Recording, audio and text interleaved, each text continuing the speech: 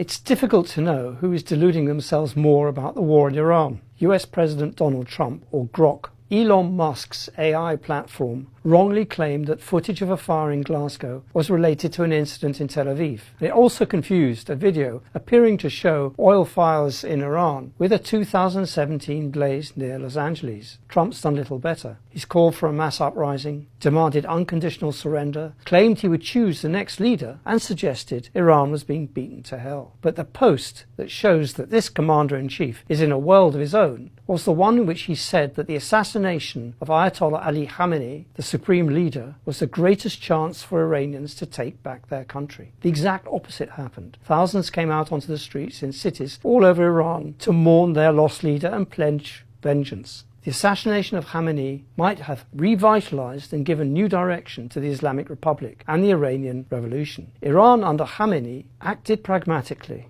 Yes, it was ruthless in dealing with internal dissent, and yes, we saw that twice in recent years, but it was also cautious. Iran didn't reply to the serial killings of its generals and top scientists. It kept to its red lines, which were not to attack its neighbours or close the Strait of Hormuz, through which 20% of the world's oil and gas go each day. There was one exception: the drone attack on Abqaiq and Khurais oil fields in eastern Saudi Arabia in 2019, temporarily halving Aramco's daily output. But the drones came from the north, from Iraq, and the missiles came from the south, the Houthis, so there was an element of deniability. Iran did not attack its Gulf neighbours when Trump, in his first term, killed Qasem Soleimani, the top general, nor when Hamas leader Ismail Haniyeh was killed at a guest house run by the Revolutionary Guards after the inauguration of President Masoud Pezeshkian, nor indeed when several senior military commanders were killed by Israel in the 12-day war last year. Khamenei represented the second phase of the Islamic Republic, which weighed its response. When Iran did reply, after Soleimani, Iran targeted 2 US bases in Iraq, but this was choreographed. Iran told Baghdad the missiles were coming, giving time for US troops to get under cover. This was not the case with its first supreme leader, Ayatollah Ruhollah Khomeini. His Iran was revolutionary and as such unpredictable. Khamenei's assassination during Ramadan may well have changed Iran for good. Far from killing the revolutionary spirit,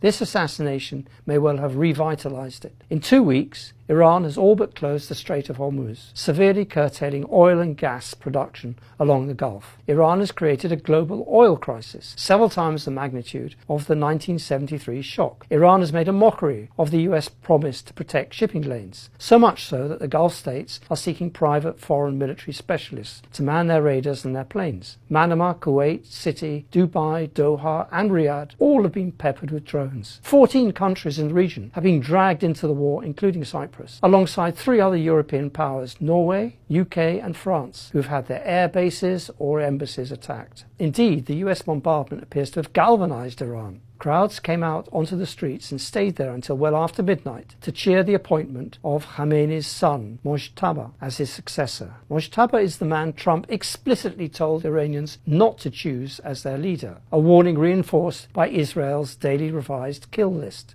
But in choosing Mojtaba, the regime is telling Trump he can't bully Iran. The 56-year-old son is a principalist with long-established connections to the IRGC. Unlike Trump's sons, Mojtaba is well dug into the country's security state. He also wields political influence. A supporter of the former populist president Mahmoud Ahmadinejad, Mojtaba was accused of helping to mastermind both the claimed rigging of the 2009 election and the crackdown on the protesters that followed. 2 weeks after they were first attacked, Iran still has got cards to play. Their other great allies, the Houthis, have yet to enter the war. But if they do, they have the power to attack shipping going through another strait and another choke point in shipping traffic, the Bab el-Mandeb Strait at the mouth of the Red Sea. So how does this end? Bit by bit, the pressure of the turmoil gripping the oil and financial markets will build on Trump if this war is not over quickly. Higher petrol prices do not augur well for Trump. This is not a president who can ignore what Wall Street tells him. especially in a year where he faces midterm elections and with only 20% of support at home for this war. To pursue this war to the end, the US would have to occupy one or two key straits to protect international shipping lanes, and they can only do this with troops on the ground. None of this can be done quickly or easily. Trump just could declare victory and walk away, but his legacy would be in tatters, and Netanyahu's messianic vision for a region dominated by Israel would be stopped dead in its tracks. No future US president will be let down the same path by any future Israeli leader.